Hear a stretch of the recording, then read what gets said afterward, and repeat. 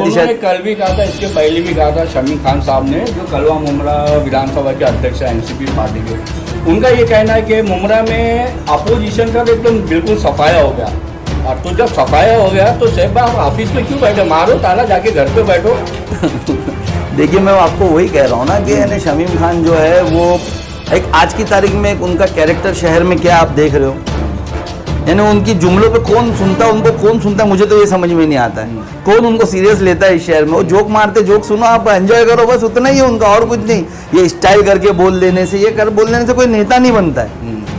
अमीन भाई को ऐसा लगता होगा कि यानी चर्बियाँ निकाल देने से और थोड़ा यानी अच्छे कपड़े पहन लेने से और थोड़ा स्टाइल में बोल देने से तो ऐसा कोई नेता नहीं बोलता। कोई डायलॉग बाजी डिलीवरी कर देने से नेता लोगों का काम करना चाहिए, देता वो होना चाहिए जो एक बार जबान पे उस पर खरा उतरना चाहिए, तो वो नेता होता है। अभी ये ठीक है, जुमलेबाजी चलती रहती है, हम हमारे काम में लगे हुए।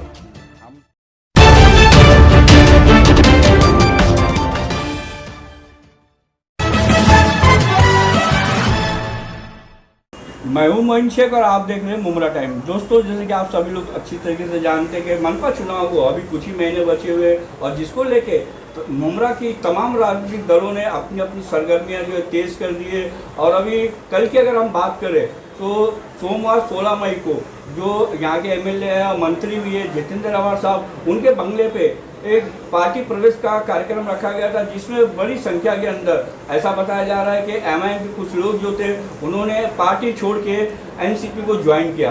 तो वही हम बात करने के लिए हम आए हैं यहाँ पे कलवा मुमरा विधानसभा के जो एमआईएम के अध्यक्ष सैफ पठान, उनके कार्यालय पे। तो हम उनसे जानने की कोशिश करेंगे कि कल जिन लोगों ने मतलब पार्टी के अंदर प्रवेश किया था, खासकर इकबाल मुल्लानी की अगर हम बात करें तो उनके पार्टी छोड़ने से उनके ऊपर और उनकी पार्टी के ऊपर कितना बड़ा असर पड़ा है।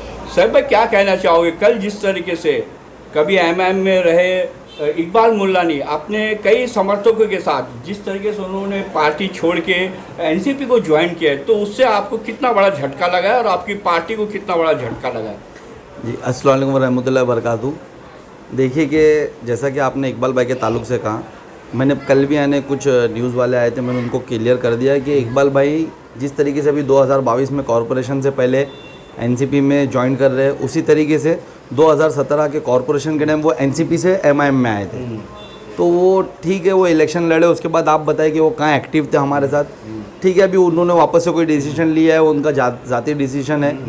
मैं उम्मीद करता हूँ कि यानी मैंने कल भी कहा, अभी भी कह रहा हूँ और आगे भी यही कहूँगा कि यानी जो भी कहीं भी जाए, अगर अच्छा बोलने की सलाहियत है, अच्छा है ना, तुम्हारे अंदर कौम का काम करने के जज्बे है, तो आप लीडर बनना चाहिए। ना कि आप जैसे बाकी के जो लोग पहले इससे गए वो आज कार्यकर्ता भी नहीं दिखते कहीं पे, वैसी हालत ना होना चाहिए। मेरी उनको शुभकामनाएं। आखिर उनकी पार्टी छोड़ने की वजह क्या थी, क्या कारण था कि उन्होंने मतलब है ना इलेक्शन से पहले ही मतलब पाला बदल लिया? देखिए कैसा है कि जब वो पार्टी में कंटेस्ट कर रहे थे उस वक्त मैं सदर नहीं था, और जब से मैं सदर हूँ जब से तो साथ में ही नहीं थे, आप लोगों ने देखा है। और उनने जो भी यानी रीज़न दिया है वो उनका रीज़न है, उसमें कहाँ मैं तफसील से बोलूँ। हम लोगों को देखो, ऐसे कई कार्यकर्ता आएंगे, कई कार्यकर्ता जाएंगे। ये पार्टी है, ये किसी के यानी किसी से यानी चलती नहीं है। इवन यानी कोई भी भरम में ना रहे, अगर मैं सैफ पठान मैं भी यानी आज प्रेसिडेंट हुआ, कल मैं भी कुछ करता हूँ तो पार्टी को कोई फ़र्क नहीं पड़ने वाला।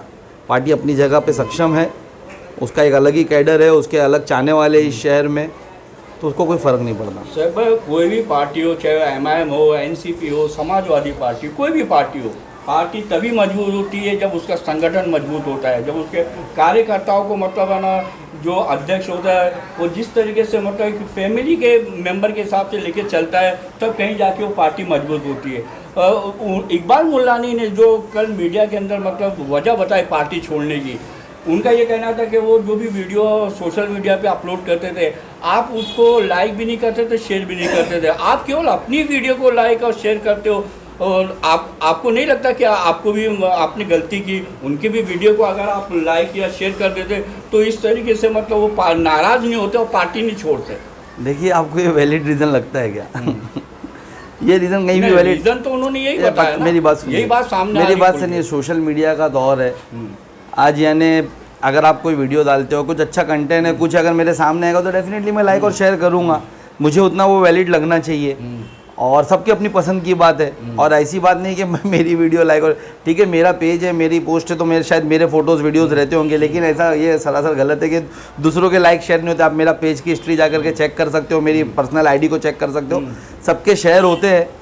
तो ये एक यानी मुझे नहीं लगता कि दमदार। और रही बात जैसे आपने कहा कि फैमिली, बेशक एक फैमिली है, जब से मैं सदर बना हूं, आपने देखा होगा कि हमने जोड़ने का काम किए। अभी मैं शहर में वापस आया हूँ, रमज़ान का महीना, क्या हमसे कैडर नहीं जुड़ा, हमसे शोएब डोंगरे जैसा यंगस्टर जुड़ा, हमसे असलम अंसारी जैसे एक्स कॉरपोरेटर जुड़ा, हमसे यानी नफीस अंसारी जैसे यानी बड़े नेता जुड़े। हम लोग क्या, हमसे कैडर नहीं जुड़ा। ऐसा मैं नामों की लिस्ट बताऊंगा तो लंबी चौड़ी लिस्ट है, लोग हमसे जुड़े। बोल रहा अभी पार्टी है, कुछ लोग अपनी बाई चॉइस आएंगे, कुछ लोग बाई चॉइस जाएंगे। मतलब आपको कोई फर्क नहीं पड़ा इकबाल मुल्लानी और उसके जो समर्थक जिस तरीके से पार्टी छोड़ के एमआईएम एनसीपी में प्रवेश किया, तो आपको कोई फर्क नहीं पड़ा ना आपकी पार्टी को? देखिए यार, जैसा आप बता रहे हो कि यानी उनके समर्थक, कितने समर्थक गए? हमारी पार्टी से तो कोई भी नहीं गया। ठीक है, इकबाल भाई अच्छा बंदा है, अच्छा है, कार्यकर्ता है, ठीक है हमको, हम उनसे बात करेंगे कि क्यों ऐसा डिसीजन हुआ या हुआ, कुछ नाराज़गी थी तो हमसे शेयर कर सकते थे। लेकिन ऐसा नहीं है कि यानी देखो पार्टी को कोई फ़र्क पड़ा। आपने उनको ऐसा कुछ कहा था क्या इकबाल मुल्लानी को? क्योंकि कल शमीम खान ने भी कहा कि मतलब अगर कोई इकबाल मुल्लानी को आँख दिखाने की कोशिश करेगा तो उसको पहले मुझसे मतलब निपटना पड़ेगा। शमीम खान एक जुमले राजा है। ऐसी क्या बात हो गई आपके और इकबाल मुल्लानी? मेरी बात सुनो ना, पहली बात तो इकबाल भाई, शमीम खान को इस तरीके की बात मतलब कहनी पड़ी मीडिया के सामने। देखिए मैं थोड़ा इसका लंबा जवाब है। पहली बात तो इकबाल भाई मेरा भाई है और कुछ हमारे बीच में ऐसी बातचीत नहीं हुई है। और रही बात शमीम खान की, तो शमीम खान को तो कैमरा देखते साथ वो क्या हो जाता, उनको समझ में नहीं आता, उनके जुमले बाहर आने लगते। अभी कल भी जैसा आप बता रहे, मैंने भी वो जुमला सुना कि यानी कोई आएगा तो ये उनको ही पता होगा कि किसने कहा है और वो किसके लिए कह रहे, कौन क्यों आएगा। और दूसरी बात, शमीम खान की आदत है, कभी यानी गाड़ी उनके ऊपर से चली जाएगी, टोरेंट उनकी लाश से आ जाएगी, साहब को गोली आई तो मैं आगे आ जाऊंगा। तो अब इकबाल भाई के आगे आ रहे तो क्या प्रॉब्लम? वो उनका जुमला बोलने की आदत है, कैमरा देख करके यानी थोड़ा बौखलाहट हो जाती शायद। कल भी कहा था, इसके पहले भी कहा था शमीम खान साहब ने, जो कलवा मुमरा विधानसभा के अध्यक्ष है एनसीपी पार्टी के, उनका ये कहना है कि मुमरा में अपोजिशन का तो एकदम बिल्कुल सफाया हो गया। और तो जब सफाया हो गया तो साहब आप ऑफिस में क्यों बैठे, मारो ताला, जाके घर पे बैठो। देखिए मैं आपको वही कह रहा हूँ ना कि यानी शमीम खान जो है वो एक आज की तारीख में एक उनका कैरेक्टर शहर में क्या आप देख रहे हो, यानी उनकी जुमलों पे कौन सुनता है, उनको कौन सुनता है, मुझे तो ये समझ में नहीं आता है। कौन उनको सीरियस लेता है इस शहर में? वो जोक मारते, जोक सुनो, आप एंजॉय करो, बस उतना ही है उनका, और कुछ नहीं। ये स्टाइल करके बोल देने से, ये कर बोल देने से कोई नेता नहीं बनता है। अमीम भाई को ऐसा लगता होगा कि यानी चर्बियाँ निकाल देने से और थोड़ा यानी अच्छे कपड़े पहन लेने से और थोड़ा स्टाइल में बोल देने से तो ऐसा कोई नेता नहीं बोलता। कोई डायलॉग बाजी डिलीवरी कर देने से नेता लोगों का काम करना चाहिए। नेता वो होना चाहिए जो एक बार ज़बान दे उस पर खरा उतरना चाहिए, तो वो नेता होता है। अभी ये ठीक है, जुमलेबाजी चलती रहती है, हम हमारे काम में लगे हुए। हम शहर के यानी अभी भी मैं रेलवे के एस्केलेटर्स के लिए जाकर आया, लोगों को मुबारकबाद देकर आया। हम यानी उससे पहले आप काफ़ी पिछले कई दिनों से संघर्ष, कई दिनों क्या सालों से संघर्ष कर रहे, लेकिन आखिर वजह क्या सेब? मैं आपसे जानना चाहता हूँ कि ना अभी तक मुमरा रेलवे स्टेशन पे लिफ्ट लगी है और ना ही एस्केलेटर लगा, आखिर ये देरी होने का सबब क्या है? देखिए कैसा है ना कि मैं आपको बताऊं कि मैं अपोजिशन में हूँ, ठीक है, हम सत्ता में नहीं है। मेरा काम होता है कोई चीज़ को देखना, गलत देखना, उसके लिए आवाज़ रेज करना और उसके लिए सिस्टम से यानी मांगनी करना। तो मैं अभी सिस्टम के बाहर हूँ, मैंने हर लिहाज से उसके लिए कोशिश की और कहीं ना कहीं वो सक्सेस भी हुई। आपने भी उसका नतीजा देखा है कि हमने 2016 से उसके लिए पत्र व्यवहार शुरू किया, 2018 में हमने धरना दिया, 2019 में हमने भूख हड़ताल की, 2020 आपका लॉकडाउन में गया, 2021 में वापस से हमने पत्र व्यवहार किया। जब नहीं आया तो हमने बोला कि हम भूख हड़ताल करेंगे, तो उन्होंने बताया कि भाई हम इक्विपमेंट भी भेज रहे मई से पहले, 2021 मई से पहले, और हम एस्केलेटर्स भी लगा देंगे। 2021 मई से पहले एस्केलेटर्स का इक्विपमेंट भी आ गया जो वहाँ पर एक शेड में बंद करके रखा गया। अब आप सोचिए कि क्यों वो एस्केलेटर शहर में आया, और वो एस्केलेटर्स आया, सब पूरे शहर ने बोलने लगा कि एमआईएम के सैफ पठान की वजह से, एमआईएम की वजह से एस्केलेटर आया। इतनी माशाल्लाह मुशक्क़त के बाद यानी वो शहर को एस्केलेटर्स मिला, उसकी कामयाब हुआ, मेहनत काम। तो वो क्रेडिट को रोकने के लिए और अपने नाम पे क्रेडिट लेने के लिए, कौन ऐसा क्रेडिट राजा है यहाँ पर, कौन ऐसा मंत्री महोदय जिसने उसको रुकाया? अब आप सोचिए, आपको समझना होगा। आज वो एस्केलेटर्स का काम शुरू है, मैंने उसके बावजूद भी, मैं बाहर रहते हुए भी मैंने हैदराबाद से अगस्त 2021 पे हैदराबाद से उनको लेटर भेजा कि आपका इक्विपमेंट आ गया, लग रहा क्यों नहीं है। मैं 2021 12वें महीने में जब मैं शहर नहीं आ पाया था, कुछ केस के चलते मुझे वांटेड रहना पड़ा था, तब भी मैं डीआरएम ऑफिस जा करके मुलाकात करके बात करके आया था। और आज अल्हम्दुलिल्लाह मैं जाके आया, वहाँ काम चालू है। इंशाल्लाह ताला उन्होंने मुझसे कहा है कि जून जुलाई से पहले एस्केलेटर्स चालू हो जाएंगे। और मित्तल मैदान के बाहर रोड के ऊपर जो कचरा डंप किया जा रहा है उसके लिए भी तो आप लगातार आवाज़ें उठा रहे हैं, वो मामला भी कहीं हल होता हुआ नज़र नहीं आ रहा है। नहीं, वो मामला मैं आपको बताऊं, देखिए मैं आपको बता रहा हूं कि हम लोग आवाज़ उठा सकते हैं, हम सिस्टम के बाहर है, हम गलत चीज़ देख करके बोल सकते हैं। इंशाल्लाह ताला इलेक्शन सर पर है, इंशाल्लाह ताला आवाम हमको चुन के दी कि हम अंदर जो काम आज बाहर रह के कर रहे हैं अंदर और उससे करेंगे, इंशाल्लाह ताला उसका रिजल्ट देना शुरू करेंगे। अब मैं बाहर हूँ तो मुझे थोड़ा वक्त लगेगा। हाँ, यही अगर हमारे इलेक्शन कॉर्पोरेटर समझिए कि हमारे तादाद में रहते 10 से 15 कॉर्पोरेटर रहते, हम वहाँ जाते तो हम ये 4-4 दिन में 6-6 दिन में काम करवाते, लेकिन सिस्टम के बाहर रहना पड़ता। फिर उन लोग रोकते जो अंदर सिस्टम में बैठे हैं, वो जब देखते कि अपोजिशन यानी काम कर रहा है, अगर ये हो गया तो इसका जैसे एस्केलेटर्स का मामला है, ये हो गया तो यानी हमारी थूथू हो जाएगी, तो उसके लिए भी वो रोकते, चाहे आवाम तकलीफ में रहे कुछ भी रहे, लेकिन वो पीछे से अधिकारियों को मैनेज करके कहीं ना कहीं रोकते। तो बहुत सी तकलीफें होती है, उसके बावजूद भी हम कोशिश करते हैं और इंशाल्लाह ताला वो कामों का रिजल्ट लाते हैं। जिस एस्केलेटर से आपके सामने एक मिसाल है, तो वैसी यानी बहुत सी यानी ऐसी चीज़ें हुई है जो हम लोगों ने की है, तो यानी इंशाल्लाह ताला इसके भी रिजल्ट्स आएंगे सब। वो डंपिंग का भी हमने कोर्ट से नोटिस किया है, जावेद भाई ने कोर्ट के थ्रू नोटिस दिया है सब विभाग में। उसके बाद उनको यानी टीएमसी कमिश्नर के वहाँ पर असिस्टेंट कमिश्नर से मुलाकात हुई, उन्होंने आश्वासन दिया है कि अब हम यानी कंटेनर ला रहे हैं और वहाँ से हटा करके कहीं कंटेनर करेंगे। अगर वो नहीं हुआ या कुछ हुआ तो इंशाल्लाह ताला फिर हम यानी कुछ एक्शन लेंगे उसके खिलाफ। जैसे कि आप भी अच्छी तरीके से जानते हैं कि मनपा चुनाव को अभी कुछ ही महीने बचे हुए हैं, तो सैफ पठान शहर के किन मुद्दों को लेके चुनाव मैदान में उतरेंगे? देखिए, अच्छा हुआ आपने बात छेड़ी। हम शहर पूरा हमारे ना मुद्दों से घिरा हुआ है। मिसाल के तौर पे आपके पास एजुकेशन बहुत यानी महंगी हो चुकी है हमारे शहर में, नशा बहुत सस्ता हो चुका है हमारे शहर में, हमारे शहर में पानी का प्रॉब्लम हमेशा है, हमारे शहर में लाइट आज भी जा रही है, टोरेंट के बिल बढ़ते जा रहे हैं लेकिन लाइट कम होते जा रही है, हमारे शहर में आज भी फुटपाथ नहीं है लोगों को चलने के लिए, हमारे शहर में आज भी नाना नानी पार्क नहीं है हमारे सीनियर्स के लिए, हमारे शहर में आज भी लाइब्रेरी नहीं हमारे बच्चों के यानी जाकर के जहाँ पर तालीमी हासिल कर सकें। हम मैंने हमारे शहर में बहुत से ऐसे मुद्दे भी, ये तो मैंने चंद मुद्दे आपको गिना, तो हर मुद्दों पे हम सक्रिय है। और रही बात टोरेंट की, मैं आपके यानी चैनल के थ्रू लोगों से अपील करना चाहता हूँ कि जैसा मैंने हर वक्त कहा, मैं जब तड़ीपार भी मुझे किया गया, एक्सटर्नमेंट ऑर्डर में भी मैं था, मैं बाहर था, तो मैंने इंटरव्यूज़ में कहा कि भूख हड़ताल मेरे पे उधार है, टोरेंट को इस शहर से भगाना यानी मेरा एक एम है आज की तारीख में, तो वो मैं उस पर अभी काम शुरू कर रहा हूँ। मैं आवाम से अपील करना चाहता हूँ कि टोरेंट से आपको जो भी तकलीफ़ें आ रही है, आपका बिल बढ़कर आ रहा है, आपका मीटर फास्ट है, आपको यानी पीडी के लिए ज़बरदस्ती परेशान किया जा रहा है, पीडी वो वसूल नहीं कर सकते, दो साल से ज़्यादा यानी जो electricity act 56 act sub section 2 में साफ है कि यानी अगर 2 साल से ज़्यादा अपने कस्टमर से पैसा नहीं ले तो आप उसको वसूल नहीं कर सकते। इससे जो भी आपके मसले हैं प्लीज़ हम लोगों तक पहुँचाएँ। अब हम उसके खिलाफ यानी मेरी जो भूख हड़ताल है उसको वापस से हम लोग यानी अभी शुरू करने वाले हैं। रमज़ान का इंतज़ार कर रहे थे हम कि रमज़ान टल जाए उसके बाद काम करेंगे, तो ये मुद्दे हैं। और इंशाअल्लाह ताला अगर हम इख्तियार में आए तो टोरेंट इस शहर से जाएगा, ये मैं आपसे, एजुकेशन हमारे शहर में पक्का जाएगा, टोरेंट हमारे शहर में, एजुकेशन हमारे शहर में हम पहली कोशिश करेंगे कि यानी जो सरकार के जो GRs है, जो सरकार के यानी आंकड़े जिसके अंदर फीस होना चाहिए उसके अंदर हम वो फीस स्ट्रक्चर लाए स्कूलों की, हम TMC की तरफ से यानी अच्छे से अच्छे स्कूल प्रोवाइड कर सके हमारे शहर को। जिस तरीके से हमारी आबादी हमारे शहर की आज कितना बुरा लगता है, आप सोचो कि 16 नगर सेवकों का वार्ड पड़ता है शंकर मंदिर से लेकर के ये देवरीपाड़ा, और उसके अंदर सिर्फ एक स्कूल, वो 1.5-2 किलोमीटर के अंदर सिर्फ एक TMC की स्कूल। कितना यानी बुरा फील होता है कि MM वैली में एक स्कूल है, बच्चे वहाँ तक जा नहीं पाते, एजुकेशन ले नहीं पाते।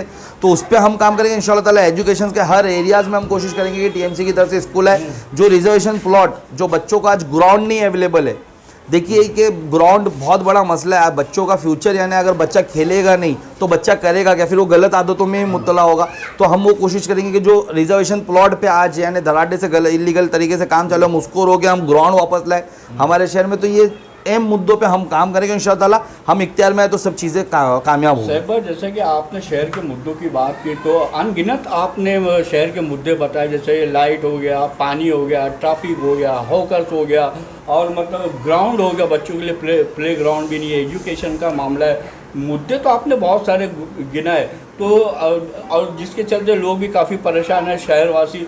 लेकिन सत्ताधारी जो पार्टी है वो तो कहते हैं कि हमारा शहर जो है काफ़ी विकास कर गया है, संघाई की तरफ बढ़ रहा है। तो आपको वो संघाई नज़र नहीं आता उनका बनाया हुआ? आपको नजर आता है?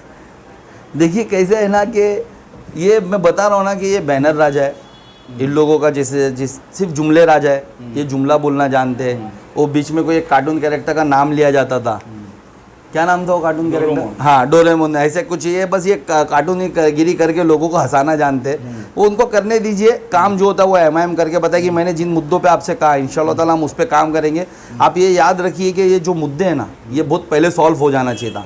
हमने एक एक नगर सेवक को 3-3 बार 2-2 बार मौका दिया, रिजल्ट जीरो है। आज भी हम बुनियादी सहूलतों के लिए तरस रहे, और इन लोग आज भी वही एक्टिंग कर रहे जो अपोजिशन का काम होता है, धरना दो, ये दो, वो दो। अगर आपको आवाम ने चुन के दिया हाउस के अंदर चिल्लाने, अगर आप हाउस के अंदर चिल्लाते, हाउस के अंदर अपनी वॉइस रेस करते, अपने शहर की प्रॉब्लम्स बताते, तो प्रॉब्लम सॉल्व होती। तो आपको ये एक्टिंग नहीं करनी पड़ती। प्रॉब्लम ये है कि ये वहाँ करना नहीं चाहते और यहाँ एक्टिंग करके दिखाते। ये सिर्फ बैनर्स लगाते, कई करोड़ पास हो गए, कई 100 करोड़ पास हो गए। अगर इतने 100 करोड़ पास हो गए तो आज हमारे से प्रॉब्लम सिर्फ दिखावा नौटंकी नौटंकी है। मैं आपको बता रहा हूँ ना, एमआईएम वो हाउस में हमारे यहाँ से इस बार आवाम चुन के हम लोगों को देगी। हम लोग वहाँ जाएंगे और बताएंगे किस तरीके से वहाँ काम किया जाता है। अगर उसके बाद हमने काम नहीं किया तो आप हमसे सवाल करना, हम कहीं पे भी धरना और कहीं पे भी कुछ नहीं करेंगे। हम हाउस के अंदर आवाम ने हमको चुन के दी कि हम हाउस में उनके लिए आवाज़ उठाए, और वहाँ से यानी बुनियादी सहूलतें लेकर आए तो हम वहाँ से लेकर आएंगे। बहुत सी चीज़ें होती जो वहाँ से आती है, सब सॉल्यूशन वहाँ ही निकलने वाला है। हमारे सदर हमेशा कहते हैं कि अपने लोगों को ऐवानों में पहुँचाओ, क्योंकि तुम्हारे तकदीर के फैसले ऐवानों में होते हैं। तो आप ऐवानों में पहुँचाओगे तो क्या, आपने अब नाकारों लोग को चुन के दिया है तो आप धरना और यही सब देखो, ये एक्टिंग ही देखो उनकी। बैनर्स देखो, बड़े बड़े झूठे बैनर्स। एक भी चीज़ जो उन्होंने बैनर्स पे बताई कहाँ आज पूरी हुई है? तो बैनर्स पे शंघाई है, और ज़मीनी तौर पे आज हम लोग यानी कोई गांव पिछड़े हुए गांव से भी पिछड़ चुके हैं। और सबसे आखिर में साहब भाई, ये मनपा चुनाव के अंदर आपकी जो पार्टी है, कितने कैंडिडेट मतलब चुनाव मैदान में उतारने जा रही है, और इस चुनाव को लेके आप मुमरा कौसा की जनता से अपनी पार्टी को लेके क्या अपील करना चाहेंगे? देखिए कि अभी यानी बहुत जल्द चुनाव है, इंशाल्लाह ताला हम सभी सीटों पे लड़ेंगे। पूरी उम्मीद है हमको यानी कि अल्लाह हमें कामयाब भी करेगा, आवाम हमारा साथ देगी। आवाम से मैं अपील करना चाहूँगा कि आपने पिछले 20 सालों से हर किसी को मौका दिया, आपने देखा उसका रिज़ल्ट क्या है। आज आप पानी के लिए परेशान हो, आज आप लाइट के लिए परेशान हो, आज आप एजुकेशन के लिए परेशान हो। अभी मेरे ऑफिसों पे माएँ आ रही है कि डोनेशन सब तरफ ज़बरदस्ती वसूले जा रहे, फीस बढ़ाई जा रही है, उसके लिए परेशान हो। आज आप यानी हॉकर जोन के लिए हॉकर्स परेशान है, रोज़गार के लिए परेशान हो। आज आप यानी यहाँ पर ट्रैफिक से परेशान हो, आप यानी अब मैं क्या क्या बताऊँ, यानी हर चीज़ से परेशान हो। तो एमआईएम को एक मौका दीजिए, 5 साल के लिए मौका दीजिए। आपके पास यानी आपने 20 साल लोगों को मौका दिया, उन नाकाराओं को मौका दिया, और आज देख रहे हो कि शहर में वो हर तरह से फेल है। 5 साल हमें मौका दिया, हम नहीं अगर अच्छे से कर पाते तो हमें हटा दीजिएगा, लेकिन मौका तो दीजिए। करने वाले काबिल लोगों को मौका तो दीजिए। अब वो बाबा दादा, बाबा का बेटा, बाप का बेटा आएगा वो नगर सेवक बनेगा, बेटे का बेटा आएगा, पोता आएगा वो नगर सेवक बनेगा, बीवी आएगी, बहन आएगी, भाई आएगा। अब ये परिवारवाद से हटाइए, काबिल है काबिल को मौका दीजिए। जो आपको लगता है सक्षम है, आपके लिए जाके हाउस में आवाज़ उठा सकता है, बुनियादी सहूलतों पे काम कर सकता है, मैं आवाम से अपील करना चाहता हूँ, उनको मौका दीजिए। चाहे वो मेरे साथ हो नहीं हो, अगर आपको लगता कहीं और है तो उसको मौका दीजिए, लेकिन काबिल बंदे को मौका दीजिए। ये जो नौटंकी बाज लोग हैं, इनको इनकी औकात बताइए इलेक्शन में। तो दोस्तों, ये थे सैफ पठान, जो कलवा मुमरा विधानसभा एमएम पार्टी के अध्यक्ष है। इनसे हमने बात की, शहर के मुद्दों को लेकर कई सवालात किए, और बड़ा ही बेबाक तौर पे उन्होंने अपने सभी सवालों का जवाब भी दिया। और उन्होंने शहर की जनता से अपील भी की है कि मतलब ये आगामी मनपा चुनाव के अंदर मतलब जिस तरीके से उन्होंने दूसरी पार्टी को मतलब खासकर एनसीपी को मौका दिया है, तो मतलब चुनाव जीता के काफ़ी उनके जो कैंडिडेट जीत के आए हैं, तो उन्होंने शहर की जनता से ये अपील की है कि मतलब 5 साल के लिए उनकी पार्टी को भी मौका दें, उनके भी कैंडिडेट को चुनाव जिताएं, और अगर वो वादे जो लोग कर रहे हैं अगर उसमें पूरा करने में कामयाब नहीं होते हैं तो उन्हें मतलब दोबारा मौका ना दे, ऐसा उनका कहना है। अब देखना ये दोस्तों का आगामी मनपा चुनाव जो बेहद करीब है, शहर की जनता जो है एमआईएम के ऊपर और सैफ पठान के ऊपर कितना भरोसा करती है और उनके कितने कैंडिडेट चुन के आते हैं, ये देखना भी बाकी है। कैमरामैन रिजवान शेख के साथ मैं मोइन शेख, मुमरा टाइम्स के लिए।